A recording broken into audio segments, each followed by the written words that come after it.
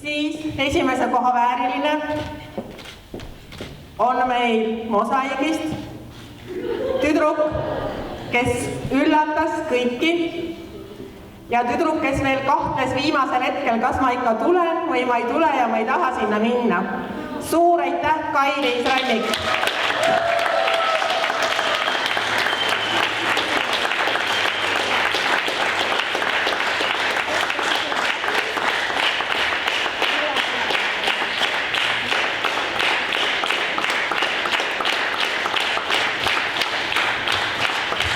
Valasid autasustamisel isegi paar pisarat.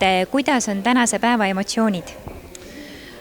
Emotsioon ongi, ma ütlen ausalt, ma olen väga üllatunud, sest et konkurents oli ikka kõva, et tase oli enamjaolt sama ja sellepärast oligi nagu üllatus, et ma teadsin, et ma püüdsin anda endast parimat ja oli üllatus, et minu parim ongi parim. Ja räägite siin ka sellest, et ei tahtnud kohe võistlema tulla, et kuidas oli see lugu, et sa siia täna üldse tulid? No selles mõttes ei tahtnud tulla, et see on võistlus. Mul on äärmiselt hea meel esindada meie kohvikut, seda, kus ma töötan, aga just, et see on võistlus, siis see korra pani nagu kahtlema, et ikka, et kui keegi peaks hindama mind, siis on korra hirm, et äkki ma ei tee kõike päris täpselt nii, nagu peab. Milline kogemus sul teenindusvaldkonnas on? Ma olen erinevates kohtades töötanud klienditeenindajana. Pean tunnistama, et õppinud eraldi ei ole. Et nii palju kui ma teiste käest, kes on õppinud, olen kõik kõrva taha pannud ja see ongi see kogemus. Ja kas see on valdkond, millega tahad edaspidi oma elus ka tegeleda? Ma olen selle peale mõelnud, et võib-olla kui teeks päris ise midagi, aga nii kaugele päris teostamiseni ei ole veel kirjas, et paberi peal on midagi, aga see on ka kõik.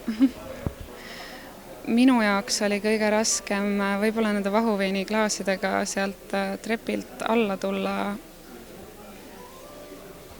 Ma arvan, et see oligi see kõige raskem. Muu oli vist üsna läbi tehtud. Kuidas tänavune konkurss läks? Mina arvan, et üldiselt hästi selles mõttes, et kui on võistlejaid, kui on firmadel või ettevõtetel tahet oma töötajad motiveerida ja ise ennast nagu näidata, siis on ju kõik korras. Et loomulikult alati võib öelda, et võiks rohkem olla, aga kuskilt pealt algama ja kui see siis tasapisi iga aasta tuleb vast rohkem juurde. Et selles mõttes ma arvan, et kõige parem hinnanguandja on muidugi žürii, aga nii palju, kui ma vaikselt olen juba kõrvalt kuulnud, et ega nad üldiselt jäid ikka väga rahule. Et seltskond on koos, inimestel ja noortel on tahet näidata oma oskusi ja ma arvan, et tänavuse aasta esikoha võitjaga, nagu siin juba kõlas, et tahaks nagu meelitada lausa rahvusvahelise konkurssidele, nii et järelikult on tase kõrgem. Ja millised ettevõtted esindatud olid? Esindatud oli siis Mosaiik Cafe, Saaremaa Veski, Arensburg restoranis ja Marta Loviise restoran.